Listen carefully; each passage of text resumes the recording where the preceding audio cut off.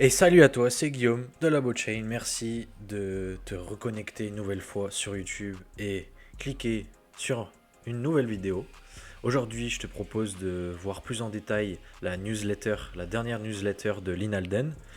On va voir pourquoi cette nouvelle est très intéressante par rapport à la conjoncture actuelle et elle match, disons que son tech match ma vision des choses. Donc en gros, ce qu'elle avance a tendance à confirmer ce que j'envisage. Voilà. Donc alors on va voir le SPX, donc le S&P 500, et le fameux Lost Decade ou la décennie perdue. Ensuite, la dichotomie plus importante que jamais entre l'économie réelle et les marchés financiers. Nous sommes en récession. On va voir que les données montrent qu'on est déjà en récession. Et le dernier point très intéressant, c'est The Gradual Print. Donc ça fait référence qu'on va voir à The Big Print, le livre de Laurence Lépard. Mais avant, merci. Merci si tu commentes. Je sais que les personnes commentent de temps en temps, ça fait plaisir. Merci de mettre un j'aime et merci de t'être abonné si c'est le cas. Ça m'aide à toucher petit à petit de plus en plus de personnes. Alors, déjà dans la dernière vidéo, donc Bitcoin Early Cycle Low, décembre 2026, cinquième épisode, j'ai eu un commentaire. Donc, comment on pourrait rentrer dans une décennie perdue sur le S&P avec une telle injection de liquidité? Donc, 10, 15, voire 20 000 milliards de dollars à partir de voire fin 2026. Et donc, j'ai répondu ceci. Donc, ce serait un scénario similaire à 2000-2010 notamment. Donc, la Fed coupe les taux après la bulle, mais il reste à plat 10 ans environ. On parle du S&P, après ça peut être 8 ans, ça peut être 10 ans, ça peut être 12 ans, ça peut être 7 ans, 9 ans. Voilà, c'est approximatif, mais c'est environ une décennie. Une stagnation des bénéfices donnerait une valorisation plafonnée en quelque sorte. Et surtout, la crise de dette, la crise de la dette, j'ai fait une erreur, ce serait un QI défensif, non pas offensif. Donc tu couples ça avec des attentes irréalistes sur l'IA ou les profits futurs, le fait que ça ne crée pas de croissance réelle, encore une fois, plus que les valos sont déjà excessives, et voilà le résultat, quoi. Maintenant, c'est surtout l'or, comme je dis, et BTC qui vont faire des folies, peut-être l'argent aussi. Ah oui, voilà, l'argent annonce bien la couleur d'ailleurs à l'heure actuelle, et l'inflation structurelle est pas mal responsable, et même principalement responsable, j'aurais dû dire. Donc évidemment, not financial advice, chacun ses actifs et sa vision long terme, bien sûr. Bonne chance. Donc voyons de plus près dans son article, dans sa newsletter, que je mettrai en lien dans la description. And so, for example, we see the S&P 500 doing the fine in dollar terms, but rolling over relative to gold for several years now. Donc là, ce qu'elle met en avant, c'est le fait qu'en dollars, oui, ça pète, ça pump, mais en or, si on compare avec l'or, ben, au final, il se passe pas grand-chose parce que l'or, lui, il a bien pump aussi. Donc, si on regarde l'aspect pouvoir d'achat, c'est pas foufou. Et la plupart du temps, malheureusement, les gens regardent ce que ça donne en dollars ou en euros, mais ce n'est pas une bonne manière de faire pour savoir si on gagne ou on perd en pouvoir d'achat. Et donc là, elle dit bien que donc, in what is becoming the fourth big stock versus gold bear market in modern US financial history. Donc là, on est sur quelque chose d'assez historique parce que on est sur le quatrième marché baissier. Si on regarde donc encore une fois, si on oppose le marché boursier à l'or. Basically, the S&P 500 to gold ratio over the past 5+ years looks roughly like we would expect in a weak consumer sentiment environment because that effectively filters out the dollar's debasement from the equation. Alors, un élément aussi important. The main takeaway from this piece is that valuations do matter here, and it's not an easy environment for assets to go up substantially in real purchasing power terms. Voilà. Donc elle met bien en avant cet élément de pouvoir d'achat qui en fait de gain de pouvoir d'achat qui n'est pas là. Et ça rejoint ce que je dis donc dans les épisodes de Bitcoin Early Cycle Low, décembre 2026. Et à chaque fois, le fait que je rappelle que le S&P, dans les prochaines années, va sûrement rien donner en termes de gain de pouvoir d'achat. Voilà. Picking the right assets can be the difference between a lost decade in markets and a decade of decent returns. Donc elle met bien aussi cet élément qui est tout à fait maintenant envisageable et peut-être même prédictible. Second point, donc la dichotomie plus importante que jamais entre l'économie réelle et les marchés financiers. Donc c'est un indicateur donc, du University of Michigan. Donc cette université a publié donc, le National Consumer Sentiment et ça indique que là, il se passe quelque chose d'assez grave parce que on a donc un S&P qui pump en dollar terms, mais un consommateur qui ne se sent pas très bien, en gros, qui n'est pas dans une situation très favorable, très commode.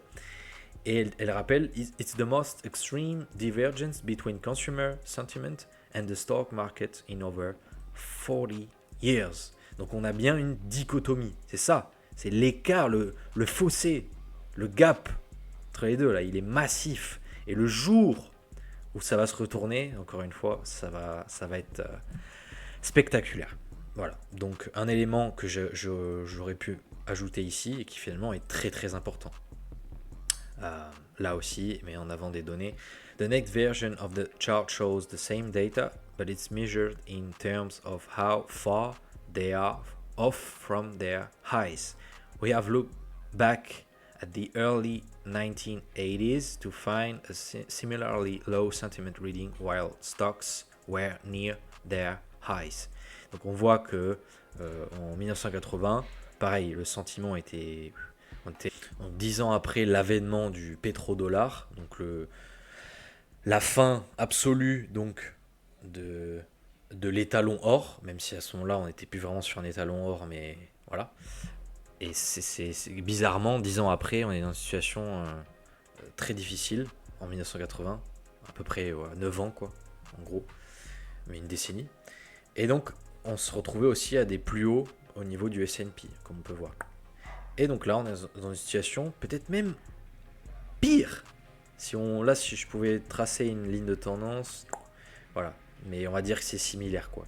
Donc, on peut s'attendre encore une fois à ce que la correction soit violente, le retour à la réalité finalement soit violent. Et troisième point, the gradual print. Since 2022, the Federal Reserve has been reducing its balance sheet from extraordinarily high post-2021 levels. Pour rappel, QT, Quantitative Tightening. Donc la Fed diminue la taille de son bilan en laissant arriver à échéance des obligations. Donc c'est Treasuries et Mortgage-Backed Securities, sans les renouveler et parfois en vendant. Donc concrètement, elle retire de la liquidité du système. Les réserves bancaires baissent. Les conditions financières ont tendance à se resserrer. Et ce qu'on observe aussi, c'est une contraction de la masse monétaire M2 notamment. Et le QE, le fameux quantitative easing, l'assouplissement quantitatif, le printer goes brrr, elle augmente la taille de son bilan en achetant des obligations ou en faisant des opérations qui créent des réserves. Donc concrètement, elle injecte de la liquidité, création de pseudo-monnaie ex nihilo, voilà, hélicoptère money, appuie sur le bouton et ça pop de nulle part. Et les réserves bancaires donc, augmentent, les conditions financières ont tendance à s'assouplir. C'est là où on voit souvent les périodes les plus explosives au niveau des marchés financiers. Donc, however, much like September 2019, when they ended their prior period of balance sheet reduction, they are now running into liquidity shortages and price spikes in repo markets. Donc là, en fait, ce qui est en train de se passer, c'est qu'ils injectent déjà de la liquidité par-ci par-là, quelques milliards par-ci, quelques dizaines de milliards par-là. Et ce qui fait que c'est un premier point qui fait dire à Lynn qu'on est plus sur un gradual print. Parce que, comme on va voir juste après, Laurence Lépard, lui, il pense que ce sera plus quelque chose de spontané, même de fulgurant. Et donc ce ne sera pas graduel, ce ne sera pas progressif, comme pense Lynn. Et personnellement, je pense qu'aussi ce sera violent et ce sera d'un seul coup. Parce que ça risque d'être plus violent qu'elle ne pense. D'ailleurs, après, on va voir, elle précise qu'à tout moment, elle peut changer son stance peut changer son point de vue et sa manière de voir les choses. Et donc, on a arrêté le quantitative tightening, et donc là, on va repasser petit à petit en quantitative easing. Mais attention, ça n'arrive que quand les taux directeurs sont à zéro ou proches de zéro. Mais à combien sommes-nous à l'heure actuelle ? On est à 3,88. Et là, on va peut-être baisser aujourd'hui de 25 points. Donc on sera à peu près à 3,5. À peu près. On est donc loin de zéro. Et là, donc, encore une fois, les personnes qui disent oui, c'est parti, printer goes burr, hélicoptère money, c'est maintenant. All season de pire que 2021. Enfin, plus importante que 2021, et etc. etc. Non, ça ne marche pas comme ça. Il faut attendre que la Fed soit revenue à 0, ou proche de 0, peut-être à 1 ou 0,5, voilà. Mais là, on en est loin encore. Donc, c'est plus à horizon mi-fin 2026, encore une fois, qu'on va reprendre l'expansion massive de la masse monétaire M2. Donc, ce que je voulais mettre en avant, c'est ceci, que j'avais partagé dans mon canal Telegram. Elle dit un peu après, here in late 2025, after tapering their rate of balance sheet reduction during the past 18 months, repo stress has led the Fed to announce the end of balance sheet reduction. Donc comme on a vu, quantitative tightening, resserrement quantitatif, c'est fini. When they will resume balance sheet expansion remains to be seen, but 2026 seems likely. Un peu plus haut, narratives tend to follow price. Donc en gros, en général, quand on a une action du prix importante, on va après chercher un narratif pour justifier cette action du prix. C'est comme ça que ça marche. Et donc mon interprétation, donc le big print est bien au rendez-vous en 2026. Voilà. Et ce qui va en quelque sorte expliquer le rebond magistral de fin 2026 pour l'or, le S&P 500, même si voilà, on serait plus sur un dead cat bounce selon moi qu'autre chose, et BTC notamment, c'est bien l'assouplissement quantitatif, soit le fameux quantitative easing qui consiste à augmenter le bilan de la banque centrale, donc la Fed là en l'occurrence, comme je disais, en achetant massivement des obligations du trésor ou des titres hypothécaires aux banques et aux institutions financières, donc ce qui crée in fine une explosion de la masse monétaire. Donc, comme je mets en avant dans la série Bitcoin Yearly Cycle Low décembre 2026, Laurence Lépard, dans son livre The Big Print, parle d'un bilan de la Fed à 20 000 milliards, donc qui atteindrait à peu près 20 000 milliards. Actuellement, on est autour de 7 000. Donc ça ferait en effet un très gros brrr de 15 000 milliards environ. Donc 15 trillions de dollars américains. Il reste moins d'un an pour se préparer au plus grand accroissement d'écart de richesse de notre siècle. Nous, c'est vrai, je disais, on se frotte les mains parce qu'on sait que, boum, si on injecte juste après la fin du carnage sur les marchés financiers et juste avant que l'expansion monétaire reprenne, on sait que ça peut bien nous permettre de faire un x3, x5, x10 en une période assez courte. Mais dans un sens, c'est terrifiant quand on y réfléchit un petit peu. Parce que ça veut dire quoi ? Ça veut dire que les gens qui ne sont pas exposés à l'or, qui ne sont pas exposés à Bitcoin, qui ne sont pas exposés à l'argent, qui n'ont même pas d'IMO, enfin encore pire quoi, qui n'ont même pas une action ou quoi que ce soit, et elles sont juste exposées par exemple au dollar ou à l'euro, parce que l'euro ça va être pareil, comme les autres monnaies fiduciaires, ou carrément elles ont rien, ou elles ont 500 euros sur le compte en banque et c'est tout, et bien elles, ça va être encore plus catastrophique en termes de pouvoir d'achat. Elles vont se retrouver dans une situation encore plus dramatique, et ça au niveau social, eh bien ça engendre des choses assez moches. However, as a base case, I instead expect a more gradual increase in the Fed's balance sheet after a period of flatness. Certain shocks or events could lead me to adjust that view. Donc comme j'ai dit, elle a dit que bien évidemment certains chocs ou événements pourraient la mener à ajuster son point de vue, sa vision des choses. But with the visibility I have now, that's what I think is the highest probability outcome. We could perhaps call this the gradual print. Donc c'est là où effectivement, elle fait référence au livre. Which is a friendly play on Larry Lepard's book, The Big Print. Au passage, je t'encourage vivement d'aller ici, dans ma bibliothèque, et d'aller trouver donc le livre. Il est public. J'ai mis tous les passages qui m'ont le plus parlé. Donc ce que je fais simplement, c'est d'anthologie thématique, de la classification par thème. Et donc dans chaque thème, je vais mettre les passages qui sont liés. Donc voilà, t'as plein de choses très intéressantes. Donc pour simplifier les choses, je mets en français le thème et ensuite, boum, je mets la page et le passage à chaque fois. Et là, t'auras plein de choses super. Voilà. Donc je pense que lorsque la période de déflation va frapper, donc si tu sais pas de quoi je parle, je t'invite à aller voir ma série, donc Bitcoin Yearly Cycle Low décembre 2026, dans laquelle je suis cet aspect, je surveille cet aspect désinflationniste et peut-être même donc déflationniste en 2026.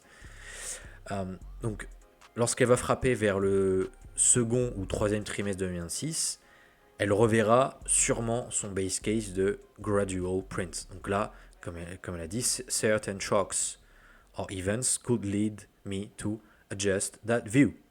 Parce qu'avec le bain de sang qui nous attend très probablement, peut-être même au sens propre du terme, donc peut-être que ça pourrait choquer certaines personnes que je dise une telle chose, mais c'est la réalité. Parce que économiquement, quand c'est catastrophique, ben les gens, normal, ils pètent un boulon, quoi. Ils pètent un boulon, il y a des suicides, il y a des agressions, il y a des vols, il y a blabla. Donc finalement, le bain de sang, ce serait pas juste sur les graphiques, quoi. Donc la solution finale sera d'abandonner l'approche graduelle, donc avec des petits quelques milliards par-ci, quelques dizaines de milliards par-là, et y aller franco avec des milliers de milliards d'un seul coup, donc, et d'appuyer sur le gros bouton pour appeler l'hélicoptère money dans l'optique de print our way out. Parce qu'à la fin, c'est leur seul et unique pouvoir. C'est juste, c'est très moche là ce qui se passe. Donc qu'est-ce qu'on fait? On appuie sur le gros bouton, on imprime des trillions et hop, c'est reparti pour un cycle. Voilà, je pense que j'ai déjà abordé les points les plus importants. Pas la peine de s'éterniser. Si tu as des questions, n'hésite surtout pas. Ça me fait plaisir encore une fois de répondre. Mets un j'aime si tu apprécies le travail. Et abonne-toi pour ne pas manquer la déflation et le big print qui arrive à grands pas. Voilà, je te dis à très vite, à la prochaine pour une nouvelle vidéo. À dimanche pour le sixième épisode du Bitcoin Yearly Cycle Low décembre 26. Et prends soin de toi. C'était Guillaume, la blockchain. À ta liberté.